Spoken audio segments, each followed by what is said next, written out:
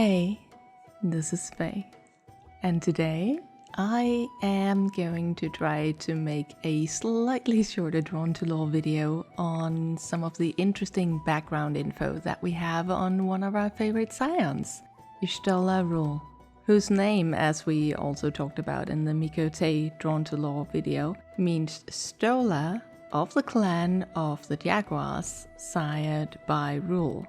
And I don't know about you, but I personally really love the Seeker of the Sun names, where you can just see clan and family and the status for the males, and it's neatly woven into the name, and those who know it, and those who don't, I guess they just trip over the syllables and just wonder how big the Tia family is. Anyway.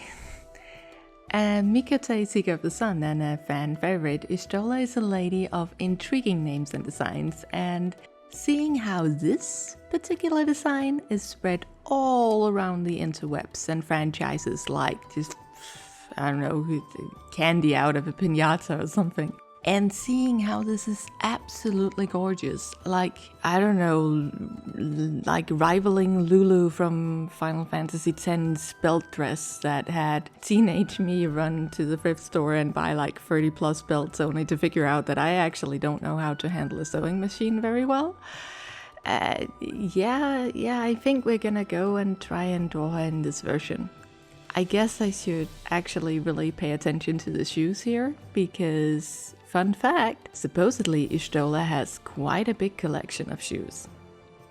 Ishtola is, in my humble, or maybe sometimes not quite so humble, estimation, a fan favorite because of her more mature and no bullshit kind of personality. And when you meet her in The Realm Reborn, she really does seem like one of the more reasonable adults of the crew, and she tends to focus on getting shit done. I am specifically looking at you, pre-Titan fetch quests, like no gobby cheese please. And indeed, she is not only one of the more mature of your companions, but supposedly she's also one of the older ones. The lorebook states, and I quote, "The hands of time ever stopped at 20 and 3. I don't know why that warranted a British accent that I can't figure out how to do, but here we are. But if we then browse back a little in the lore book and then find Imithra, who, those of you who've become summoners, you'll be familiar with this lovely lady, and she is the younger sibling of Ishtola. And she's freely admitting that she's 26, so I think this thing with age is probably one of those issues that you only really raise if you're sufficiently fireproof. Though, I guess an educated guess based off of her claims that she was about Alphino's age when she left the Chilean colony about 15 years ago, that would put her around age 32, which would fit pretty well, because then she would be around the same age as Vankret, who's 32, and it would make her 10 years junior to Papa Limo, who is 42. Imithra is also described by the lore book to be native Chilean, and she is the 7th out of 12 sisters. And seeing how she is Ishtola's younger sister, that would make Ishtola quite the big sister. And I guess this might be the reason why she brings such a big sisterly vibe with her. I couldn't figure out if Ishtola is the oldest of them all, and if she is 32, then the age gap would just allow for it. But I mean, whether you have 11 younger sisters or quote-unquote only 8, I guess this is still something that'll imprint big sisterhood on you pretty solidly, I think. Not that she actually spent that much of her childhood at home, though, because Ishtola had an exceptional talent for magic, even at a very early age. And she was sent off to study under the tutelage of Master Matoya, who was out in the Dravanian hinterlands in the colony there, babysitting the anti-tower.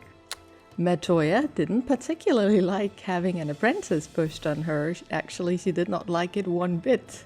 And so she made a particularly strict regime, hoping that this would just make the girl give up and wander off, and then she'd be rid of this unwelcomed burden that had been pushed on her by her fellow Archons.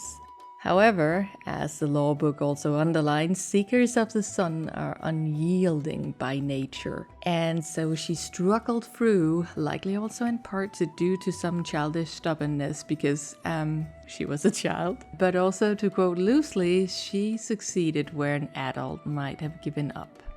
Now, Matoya, being a bit of a stubborn lady herself, understatement of the century, might have recognized this part, and she came to respect the girl and like her, and she trained her in the arcane arts. And well, a decade later, Y'shtola emerged from the cave and was an expert of the arcane arts, taking a place amongst her fellow archons. Which, by the way, Future Fae here jumping in to just add that this is a title that is rarely bestowed and only given to those who've shown exceptional contribution to their fields. And it is hard to become selected and to be certified. However, you do get a cool tattoo that you see them wear, and it's called the Archon's Mark, and it's etched upon your skin with magic, and it is made so supposedly normal people would be able to recognize you at a glance as an Archon. When you meet her in Limsa, she's using Conjury. She is a healer, she'll run around heal you, but she has proven time and again that not only does she know spells that you do not, like for instance Cure of the Seventh Dawn, Stone of the Seventh Dawn, Arrow of the Seventh Dawn, Tornado of the Seventh Dawn, or Spiritual Ray, not of the Seventh Dawn, but just Spiritual Ray, just to name some. And let's not forget Flow, the teleportation magic that she uses, which is a spell that in Japanese is called Ancient Teleport. And I guess that falls in line with the kind of naming conventions we've seen out of mages of Eorzea historically. Because let's not forget the Council of Magi of Amdapor, who sat down to try and figure out how to rename their whole school of healing magics. Because they'd run into a wall where they had Cure, Cura, Curaga, and then they could not agree on what they would call the fourth ones. And since nobody liked Kuraja or whatever it was, and since my personal favorite, Kuragura, didn't work, they renamed it to Cure 1, Cure 2, Cure 3, and Cure 4, Efficiency. But yeah, not only does she know all of those spells, but she also is very versatile and she's pretty damn good at slinging them. And the White Mage staff, or well, the Conjurer staff that she has for a large part of the game is called Truth Seeker, and there's a lovely little bit about it in the book. It is actually a gift from Tataru, who wanted to make a weapon that was worthy of being wielded by Y'shtola. I guess she looks up to her a little bit, which is super sweet. Tataru procured a length of rare petrified wood.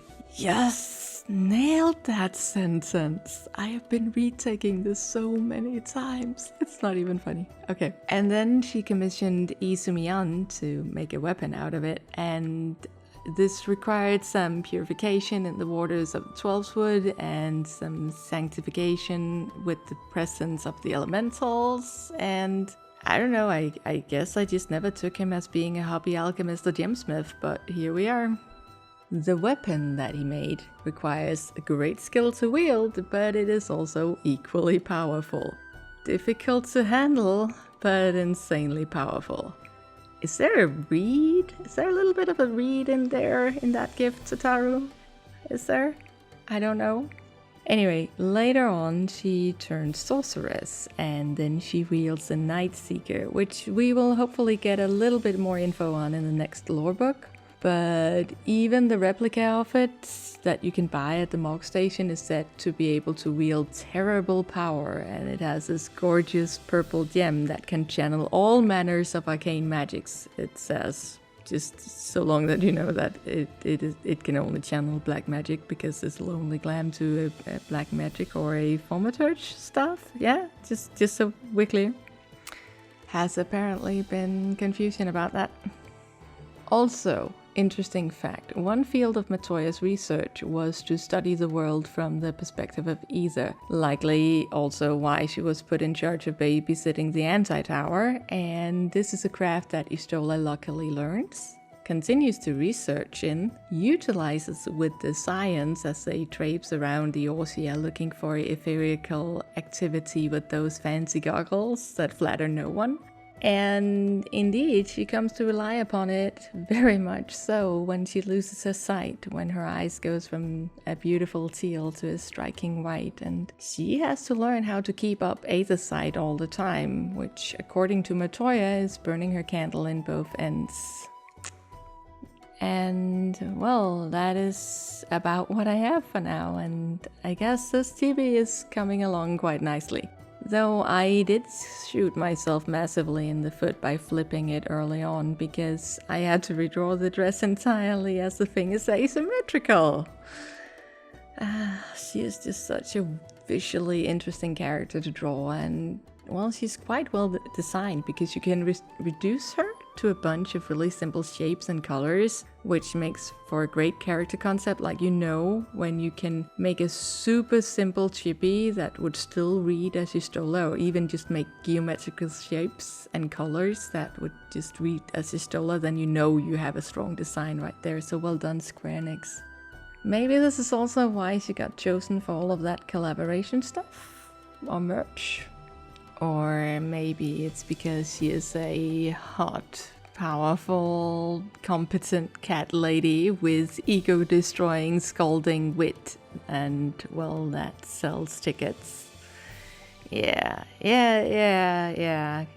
Coming to think of it, it might be that second one, huh? Yeah. Still a good design. Have to underline, still a good design.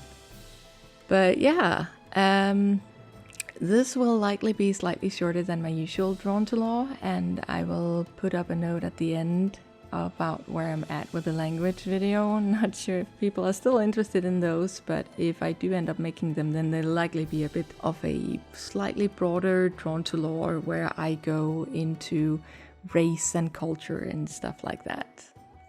Either way, thank you so much for watching this. I am super thankful that you took the time to check this out. I know I've been gone for like half a year almost, and yeah, it feels like forever, and I'm really sorry about that, but thank you so much for watching, and have a really lovely day, and take care.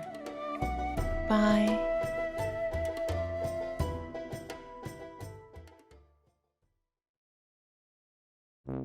People would be able to recognize you at a glance as an Archon. Tell me again how this isn't a hierarchy. Wow, that word is so hard. Yeah, okay, let's just keep. When you can't actually articulate your political opinions, Faye, maybe it is a really good reason to keep them out of the law video? Yeah, let's go with that. Let's go with that.